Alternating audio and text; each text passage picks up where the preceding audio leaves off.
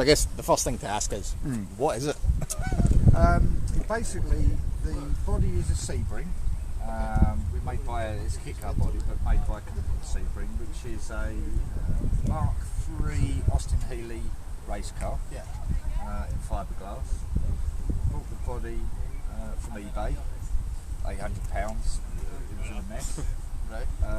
Worked out that the body wheelbase is the same as a TVR wedge. Right. Okay. Sebring.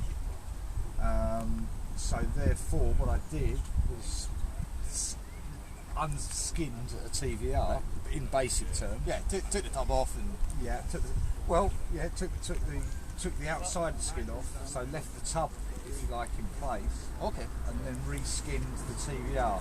Ultimately, to do that, I had to put about 3 different subframes in to hold it together. But ultimately, underneath there is a standard TVR wedge. So with all its running gear, etc. Right. So what does a Sebring normally run?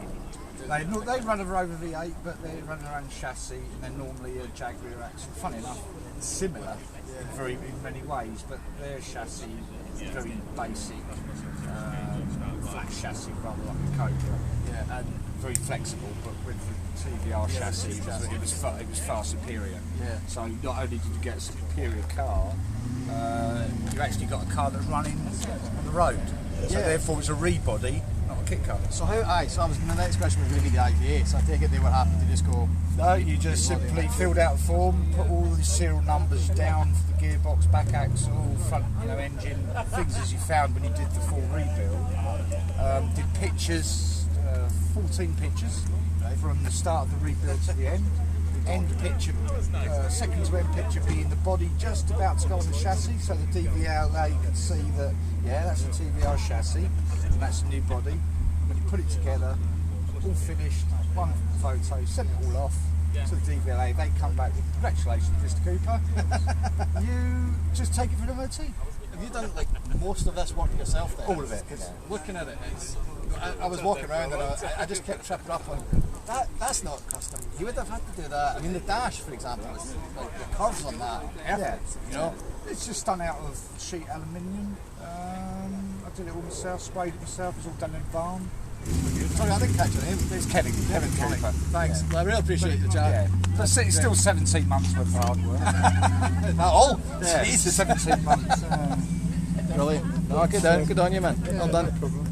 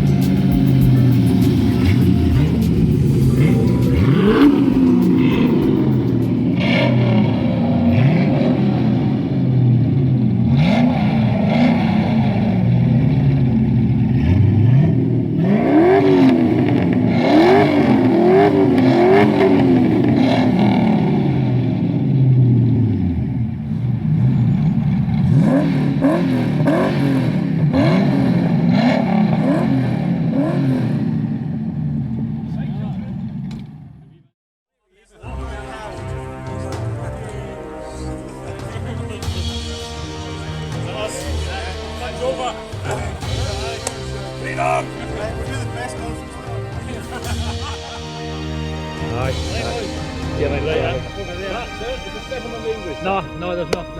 No, you're Dodge.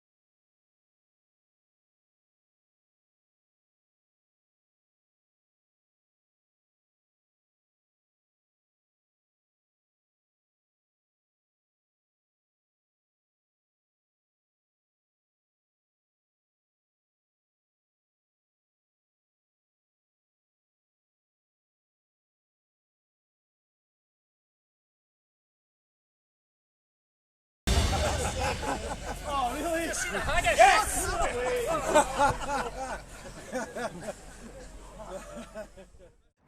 We've had a lot of beer, a lot of chat, but we've got one last person to speak to, and as it happens, it's actually the coordinator of Big Badge Wedge Fest, and he's got something fairly interesting that I think you might find worth watching.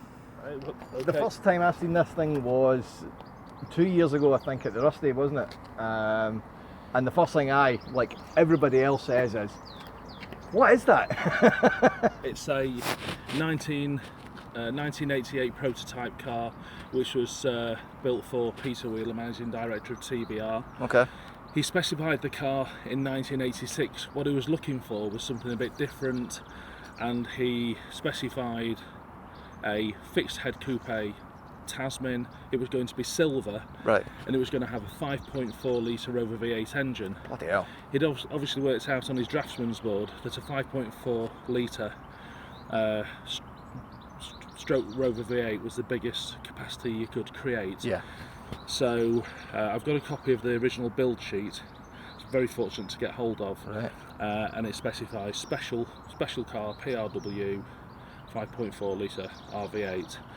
At the time, there was problems at Rover in Coventry. There was strikes. There was all kinds of supply issues. Mm-hmm. Holden found out about this and saw an opportunity to supply TBR, Right. send them hundreds of engines a year, and the money from that would help fund the Holden race team. Right. Okay. So they sent over this engine for Peter to try, 5 litre Rover V8, and he loved the engine. In fact, this engine is famous because this is the engine that blew up the dyno at Bristol Avenue. Okay. So he was pleased with the torque, but not with the result. Right. Okay. So it's the only TBR to be factory fitted with a Holden engine. Right. And the idea was that this is actually an experimental pre-prototype engine. Okay. The idea was when he placed his first order for a couple of hundred engines, they'd send him a spare one. Sure. That would be fitted in here, and this experimental engine would go back. Right. Now the fact is that Rover found out about this trying out of the new engine, and did a deal and said, look, we can supply you at this price, a guaranteed supply, we'll keep stocks for you, we want to keep your business. And the deal was that good, that sweet, that Peter Wheeler forgot about this engine, and actually he, after 18 months he forgot about the car. Right. The car was pretty much parked up at the back of the factory. He lent it out to a couple of people to play with, but it was essentially left at the back of the factory. It went out to a couple of shows, but left to die. So what was the final vision for this? Because I mean, Peter said, right, let's make. But what did he have in mind? What was the end goal for the car? He just wanted something different. Okay. He wanted to try one or two things out. But it was very much a styling exercise for John Ravenscroft, who was the chief designer at TBR. Right. John told me that they're taking on a couple of designers straight from university, which is something TBR were very keen to do, get fresh ideas, no preconceived ideas. But it was taking them months to create a new model. And John told me that he had words with Peter one day and said, look, you should be able to do something like that in a week. Right. And Peter said, so do it. Okay. And John kind of went, yeah, what have I said? So they needed to speed up the prototype production process. So what they did with this car is they took a standard 350 Tasman body.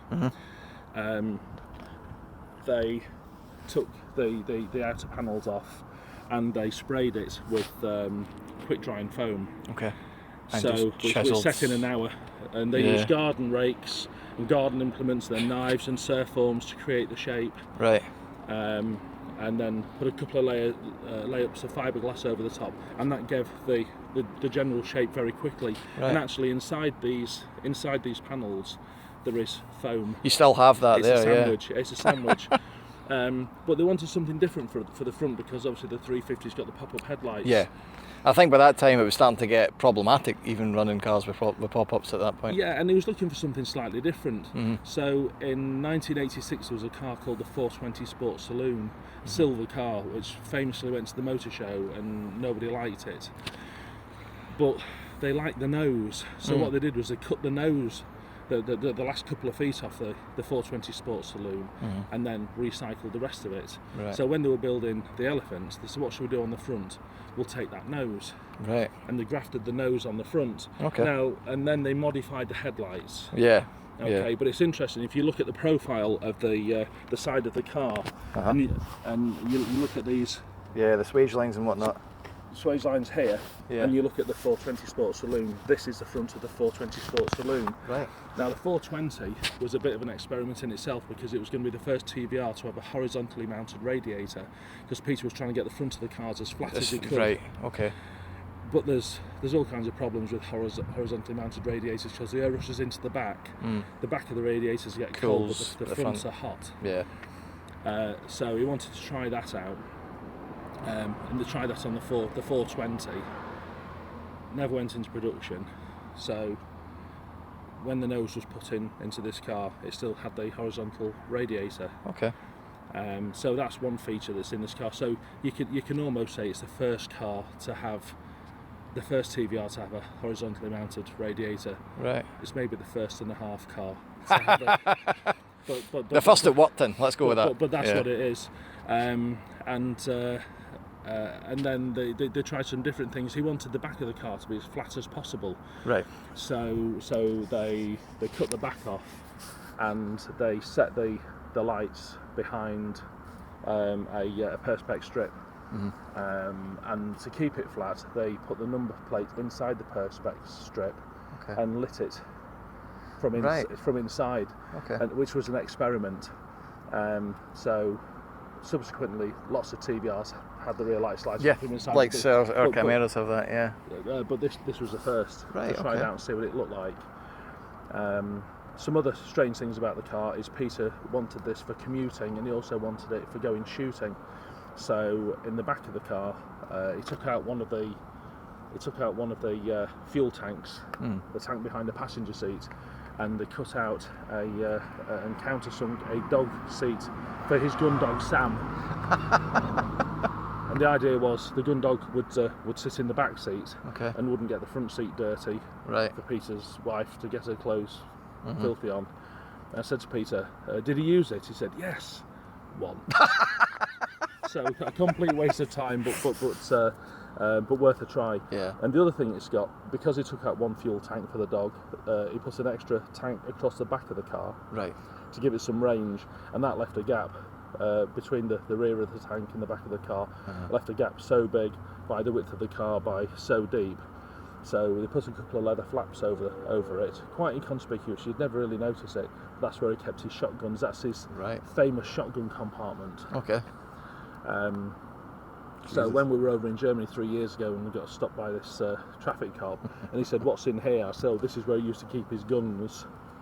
I suddenly realised my description of the car had gone a bit too far.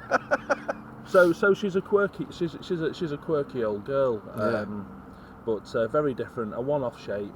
Yeah. I discovered it when I only live an hour away from the factory. Right.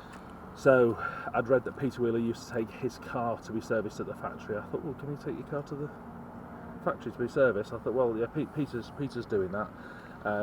So I thought I'll do the same. Saw this laid up at the back of the factory, and fell in love with it.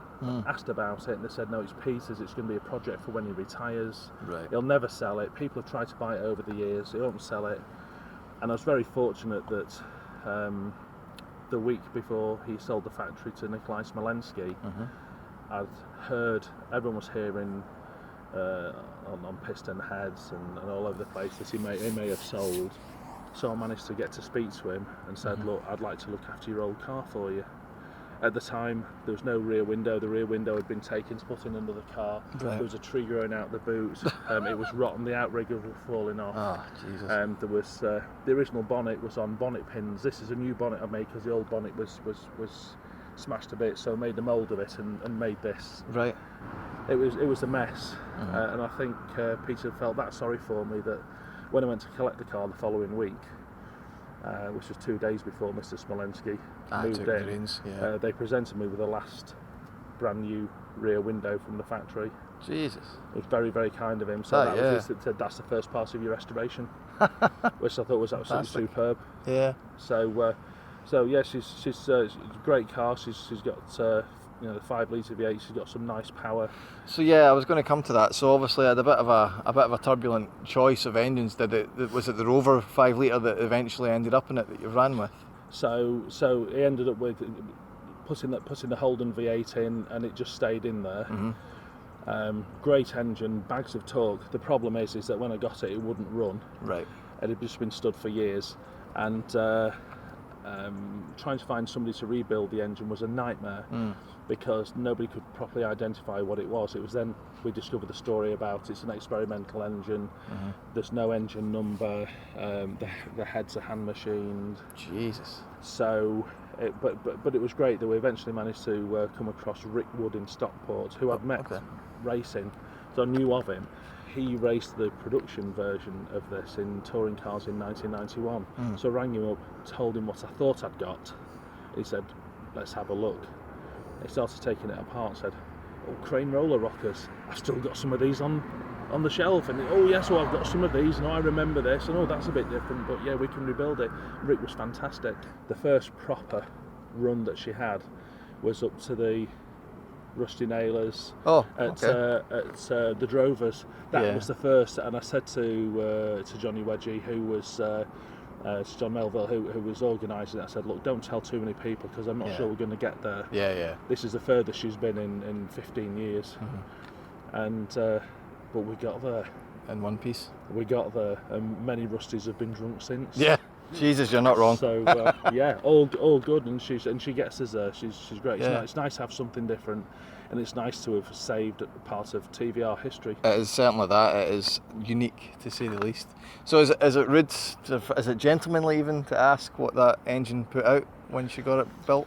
Yeah, the engine had never been balanced and never been breathed on, so we just improved a little bit to make it more efficient. But she gives 400 brake horsepower and around 400 pound-foot of torque. Fantastic. So it's great. It's a bit like driving it's a lazy man's car really, because it's a bit like driving an automatic. You can just pick a gear and stay in it all short day. Shift, and then she's a pleasure to drive. But if with all that torque, if you put your foot down, you go, and it makes a great noise out the back. So I'm happy with that. That works for me. I think that's what every TVR owner says about their pride and joys. So this will stay with you forever, I presume. Yeah, no plans on selling her at all. I mean, it took me 9 years to rebuild a nut and bolt. I did have 4 years off in the middle, messing about racing and hill climbing. Okay. So essentially 5 years, but went through a lot to get her. To get her in this condition. It was really interesting to bump into Peter's wife, Vicky Wheeler, and her son by total chance a couple of years ago. And somebody said to this young chap, would you like to see your dad's old car? And he said, oh yes please. And they came up and had a look, and they both went, wow.